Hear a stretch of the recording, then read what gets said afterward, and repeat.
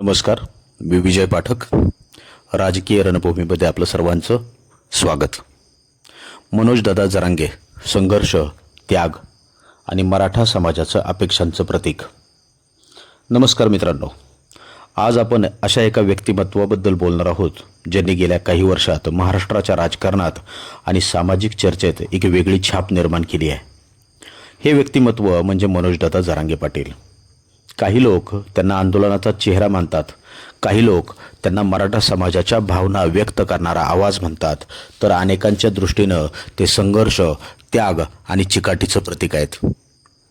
आजचा हा व्हिडिओ कोणत्याही राजकीय पक्षाच्या बाजूनं किंवा विरोधात नसून एक सामाजिक चळवळीच्या प्रवासाकडे पाहण्याचा प्रयत्न आहे. मराठा समाजाचा इतिहास, पराक्रम आणि राष्ट्रनिर्मितीसाठी खूप महत्त्वाचा राहिला आहे. छत्रपतींच्या स्वराज्य निर्मितीपासून ते देशाच्या संरक्षणापर्यंत, शेतीपासून सहकार क्षेत्रापर्यंत आणि शिक्षणापासून उद्योग क्षेत्रापर्यंत मराठा समाजाचं फार मोठं योगदान आहे. गावागावातील शेतकरी, सैनिक, शिक्षक, सहकारी संस्थांचे कार्यकर्ते आणि सामाजिक नेतृत्व करणारे हजारो लोक या समाजातून पुढे आले आहेत.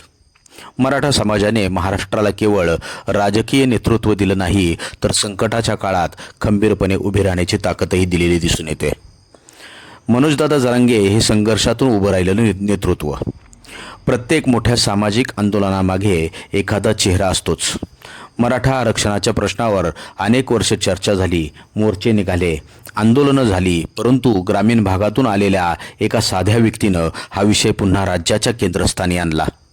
मनोज जरांगे पाटील यांची शैली पारंपरिक राजकारण्यांसाठी नव्हती. मोठे ना पद, ना मोठा पक्ष, ना मोठी सत्ता, पण जनतेशी थेट संवाद साधण्याची क्षमता त्यांच्यात होती. यामुळेच हजारो नव्हे तर लाखो लोक त्यांच्या सभांकडं आकर्षित झालेले आपल्याला दिसून आले. त्यागाचीच प्रतिमा का निर्माण झाली, तर जेव्हा एखादा नेता स्वतःच्या सुखसोयींपेक्षा समाजाच्या प्रश्नाला प्राधान्य देतो, तेव्हा समाज त्याच्याकडं वेगळ्या नजरेनं पाहताना दिसून येतो. जरांगे यांनी अनेक वेळा उपोषणं केली, आरोग्याची पर्वा न करता आंदोलनं सुरू ठेवली, वैयक्तिक अडचणी बाजूला ठेवून समाजाच्या मागण्यांसाठी आवाज उठवला. यामुळे अनेक मराठा बांधवांच्या मनात त्यांच्याविषयी आदर निर्माण झालेला दिसून आला. समाजाला असे वाटले की हा माणूस आपल्या प्रश्नांसाठी स्वतःच्या आयुष्याची देखील पर्वा करत नाही. याच भावनेतून अनेकांनी त्यांना संघर्षाचं प्रतीक मानायला सुरुवात केली. मराठा समाजाच्या भावना निश्चित सरकारने समजून घेणं आवश्यक आहे. मराठा समाजाविषयी चर्चा करताना एक गोष्ट लक्षात घेतली पाहिजे, कोणताही समाज एकसारखा नसतो. त्यात श्रीमंतही असतात, गरीबही असतात, शिक्षितही असतात आणि अनेक संधींपासून वंचित राहिलेलेही असतात. ग्रामीण भागातील अनेक कुटुंबाला शिक्षण, रोजगार आणि आर्थिक स्थैर्याच्या बाबतीत मोठ्या अडचणींचा सामना करावा लागतो. याच पार्श्वभूमीवर आरक्षणाची मागणी निर्माण झाली. त्यामुळे हा विषय केवळ राजकारणाचा नसून सामाजिक आणि आर्थिक वास्तवाशी संबंधित आहे. आंदोलनाची सर्वात मोठी ताकद कोणती, तर ती म्हणजे सामान्य माणसाचा सहभाग. गावातील शेतकरी, तरुण विद्यार्थी, महिला, ज्येष्ठ नागरिक, अनेक स्तरातील लोक या आंदोलनात सहभागी झाले.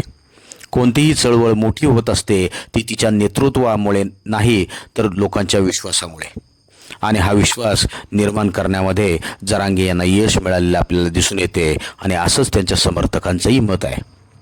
मराठा समाजाची खरी ताकद केवळ संख्याबळात नाही, ती आहे कष्ट करण्याच्या वृत्तीत. संकटात एकत्र येण्याची क्षमता, शेतीशी असलेली नाळ, शिक्षणासाठी झटणारी नवीन पिढी, समाजकारणाची परंपरा, राष्ट्रहितासाठी योगदान देण्याची सुद्धा तयारी. आज महाराष्ट्रातील अनेक यशस्वी अधिकारी, उद्योजक, सैनिक, डॉक्टर, अभियंते आणि सामाजिक कार्यकर्ते मराठा समाजातून आपल्याला पुढे आलेले दिसून येतात. हीच या समाजाची खरी ओळख आहे. एखादा नेता कितीही मोठा आहे हे त्याचा काळ ठरत नाही, त्याचे मूल्यांकन त्याचा इतिहास करतो. आजही अनेक जण मनोज जरांगे पाटील यांच्याकडे आशेने पाहतात, तर काही जण त्यांच्या आंदोलनाच्या पद्धती बाबतीत वेगवेगळी मतंसुद्धा व्यक्त करतात. लोकशाहीमध्ये मतभेद असणं स्वाभाविक आहे, मात्र एक गोष्ट नाकारता येत नाही, त्यांनी मराठा समाजाच्या प्रश्नांना राज्यव्यापी चर्चेचा विषय बनवला.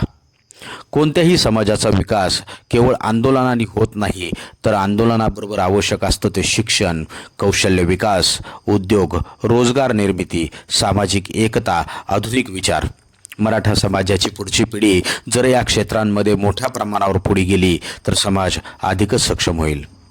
मित्रांनो, मनोज जरांगे पाटील यांच्याविषयी मतभेद असू शकतात, त्यांच्या आंदोलनाच्या पद्धतीबाबतीत चर्चा होऊ शकते, परंतु अनेक मराठा बांधवांच्या दृष्टीनं ते संघर्ष, त्याग आणि समाजासाठी झटणाऱ्या नेतृत्वाचे प्रतीक बनले आहेत.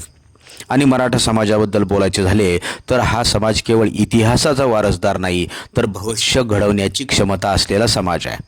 संघर्षाची परंपरा, स्वाभिमानाची जाणीव आणि प्रगतीची जिद्द याच गुणांमुळे मराठा समाज महाराष्ट्राच्या सामाजिक आणि आर्थिक विकासात पुढेही महत्त्वाची भूमिका बजावत राहील.